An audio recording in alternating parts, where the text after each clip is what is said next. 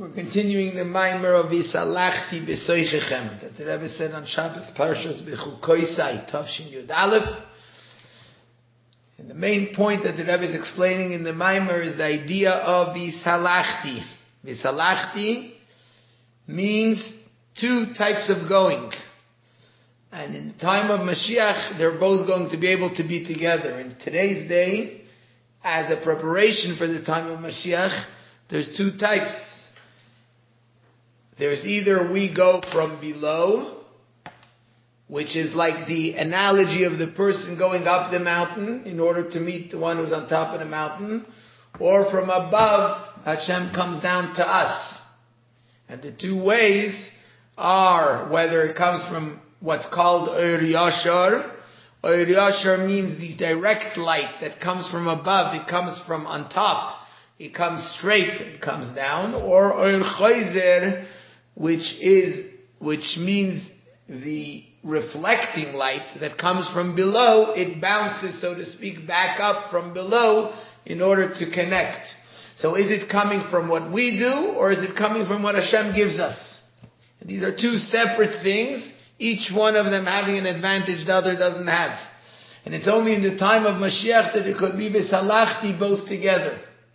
This is the concept that the Rebbe brings over here from what the Mittel that Rebbe explains in Imrei Bina, the way a person connects to Hashem. Now the Rebbe explains how that works, how this connection works. And mostly the Avodah that we have to do, which as we said last time is more the Avodah during the time of Sfiras Omer, when a person has to work in order to go up, to climb up, to connect to Hashem. Because it says in the Pasuk, Mi Yale Bahar Hashem, who can go up on the mountain of Hashem? And David HaMelech gives a few different conditions, Nekich Apayim, Uvar Levav, etc., someone who's clean of hands, and the like. Which means in order to go up, one has to work and have all types of conditions in order to be able to go up and connect to Hashem. Now this pasuk specifically is talking about in Gan Eden, because down here in this world, even if a person is on the lowest level, godliness can come down to him. Going up takes work. When godliness comes down to the person, he could be the way he is in his garments, in addition to the fact, as we'll see soon, that the godliness itself, there's no need for any type of preparations, but especially the preparations don't have to come from the person. The person doesn't have to prepare himself. The person doesn't have to do anything in order to get it, but on the other hand, it doesn't last. Now let's look at the things that are necessary in order to be able to go up. We want to go up and connect to Hashem. We're working. Sfiras Omer. We're climbing. Every day another level. Every day another step. Every day another level of going upwards. Now how do we do that? So the first condition that there has to be, as we mentioned earlier, when a person is climbing a mountain, when we go mountain climbing, the first thing is that we have to know how to go up the mountain. You can't just go up the mountain without knowing how. Which means, in the path of Hashem, which that's the idea of Torah and mitzvahs, one has to know the right way to do it. For example, a person learns Torah. I'm learning Torah, I'm going up. But it has to be learning Torah in the right way, without ulterior motives, without learning Torah for the wrong reasons. And like the Gemara says, it says in the Pasuk, V'haya emunas itecha chaysen yeshuos. The faith of your times will be the one that protects and gives salvation. And the Gemara explains that each one of the words of the Pasuk refers to another Seder, another order of the Shisha Sidrei Mishnah. There's Shisha Sidrei Mishnah, there's learning Torah. But how do we learn Torah? And the Gemara says one can learn Zra'im, Moyed, Nashim, etc., each one of the 6 orders of the Mishnayos. He learns, he understands the ideas of Torah. Nevertheless, says the Gemara in Shabbos, that even though he learned everything, but if a Yiras Hashem hi oitzarai, if the person, the fear of Hashem, that's his treasure, then that's good. And if not, then all of his learning doesn't bring him to where he's supposed to go. So this is the analogy of climbing the mountain. If you don't know the way and the path to do it, you can be climbing, but you're climbing in the wrong direction. Because the main thing is that there has to be Yiras Hashem, there has to be the fear of heaven. And like the Gemara continues, to say that the Gemara gives an analogy, which is explained many times in Chassidus, of a person that tells his messenger, go for me up into the attic, or go down into the storehouse and bring up to the attic some wheat. And the person goes and brings it up for him, and the one who sent him asks him, did you mix in with it a kav of choimtin? What does it mean, choimtin? Rashi explains, eretz melecha. It's like salty things that make that the wheat shouldn't go bad. He said, did you mix in, so for all the wheat that you bring, did you mix in a bit of this salty, of this eretz melecha, of this salty texture? And so the person says to him, if you mixed it in, good. If not, better, you should never have brought up this food, the wheat, because it's never going to last. And the same thing is the idea when a person learns Torah. We can learn Torah, and the Torah is amazing, and we know and we understand and we learn everything.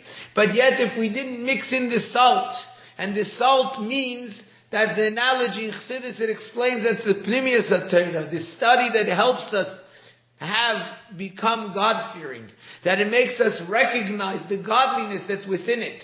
Just like salt gives a taste to the food. Without salt, there's no taste, and without salt, it doesn't last, both things. And so also the pnimius of Torah gives a taste, it gives a deeper meaning to it. It gives a purpose to the Torah that the person learns. Because otherwise a person sometimes can learn Torah, and he can learn all the laws of the Torah, and yet, like the Gemara says, that when a person learns Torah zacha, nasis lo isam chayim, if the person merits, then it becomes something which is a medicine that helps him live, and lo zacha, if he didn't merit, it becomes the opposite, it becomes like poison. What's that idea that the Gemara is saying over here in Yuma? That if a person doesn't learn Torah properly, he learns Torah for the wrong reasons, for ulterior motives, or even worse, he learns Torah in order to use it, that he should, for his pride, or to try and knock someone else off, then he's using Hashem's Torah for the opposite of what Torah is meant to be. The Torah is meant to connect me to Hashem. This Torah instead brought me further away from Hashem.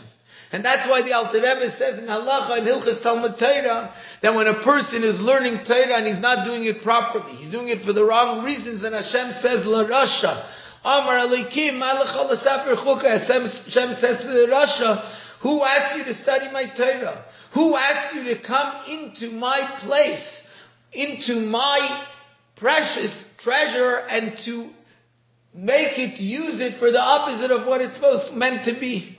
And to the extent that we say that a person who learns Torah and remains connected to his bad ways, the Torah doesn't change him, then he remains, it brings the chayas, the sustenance of the Torah. The sustenance from the holiness of the Torah goes into the klippa, into the impure forces that the person is connected to.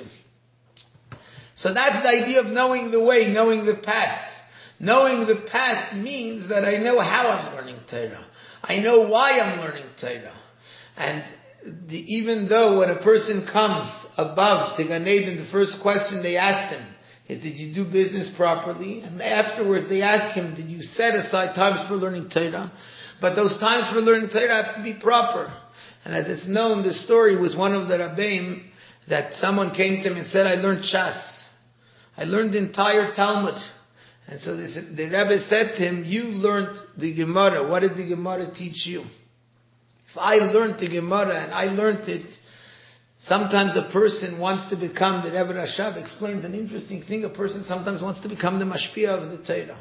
A person is supposed to be the receiver from the Torah, not the giver into the Torah. I want to give the Torah my chidushim, my ideas that the Torah has to accept them, rather than trying to receive from the Torah what the Torah says that it should teach me how to behave like a person, how to behave like a Jew. There's a very interesting story from the Baal Shem Tov.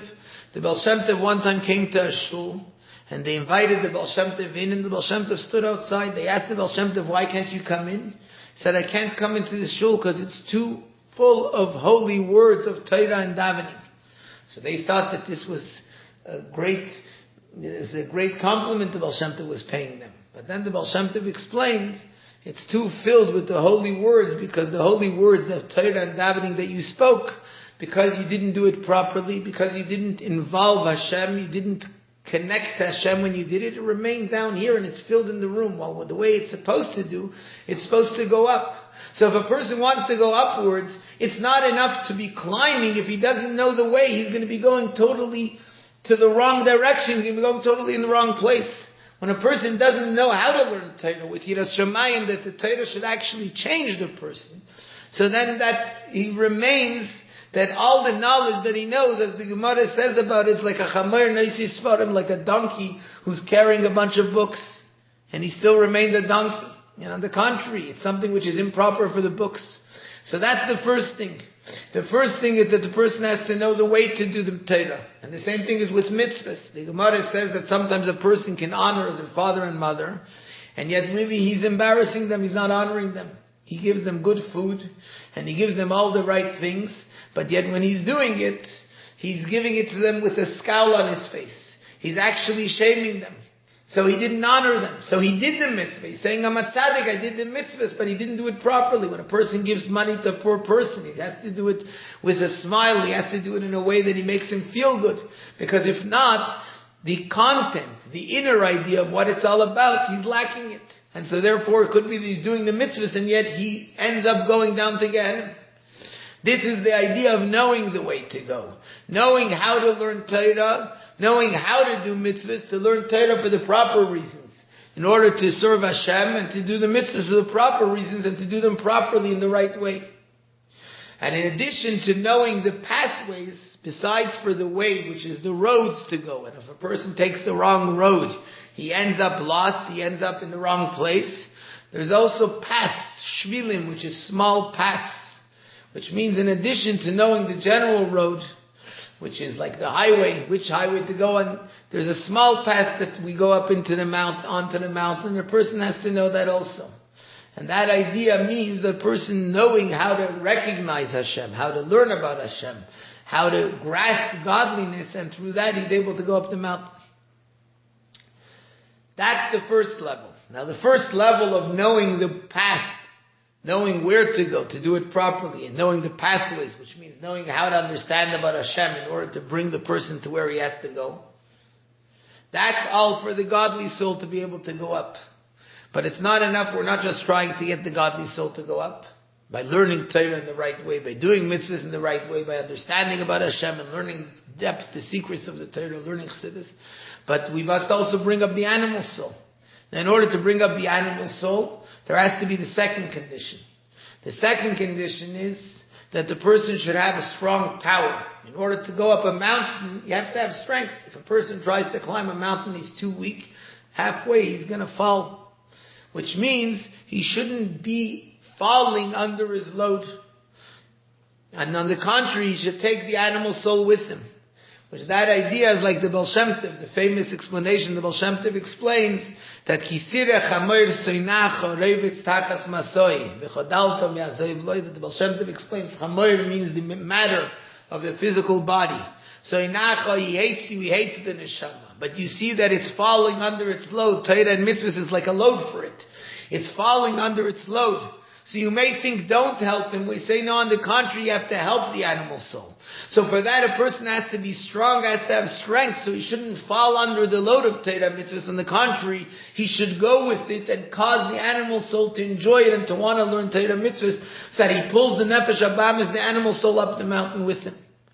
The third condition is that the person has to wear the right garments. If a person isn't dressed with the right gear, he can't go mountain climbing. Which means not only he should not be wearing clothes that actually confuse him, that pull him down, but in addition he has to wear clothes that help him go up. What is that? What are the clothes that help the person go up? Garments of the soul, as we know in Tanya, is thought, speech, and action. Now on one hand, the person, in order to be able to go up on the mountain of Hashem, can't have thought, speech, and action that are in the wrong things. But in addition to this, even the proper thought, speech, and action have to be things that help the person go up. Which means Number one, how does it help him go up? That there's chayis, there's an excitement, there's a feeling in the letters of the thought, the speech, and the action. Person has the inner feeling and excitement. And how does one cause both the actual letters of thought, speech, and action, as well as the excitement in it to be in the right way? The excitement is the avodah of love and fear of Hashem. That through the fact that a person contemplates the greatness of Hashem, he has now love and fear of Hashem. Those are like the wings that cause him to fly upwards. But in addition, he has to fix the letters themselves, and that's through tears. Tears is the idea that it says, Choymas basiyo inedidi kanachal dima. Tears, it says in Chassidus and in Kabbalah, they wash out the letters. And Mitzvah Hashem, next time we're going to continue with first explaining this concept and going on to explain the ideas of how one goes up and how from above it comes down to help us.